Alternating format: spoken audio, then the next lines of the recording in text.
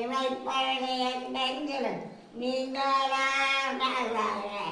கோதவியண்ட குருமல்ல ஆயிரமாயிருந்து அன்றிப்பான் ஏன் வந்தவ அதை வாங்கிக்கிறேன் வாங்கிக்கிறேன்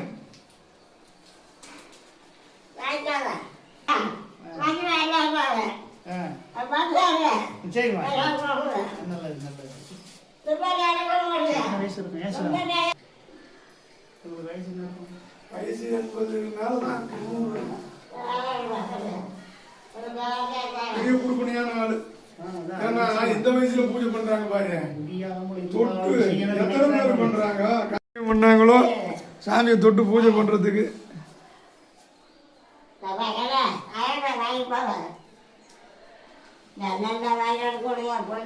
சரி சரி.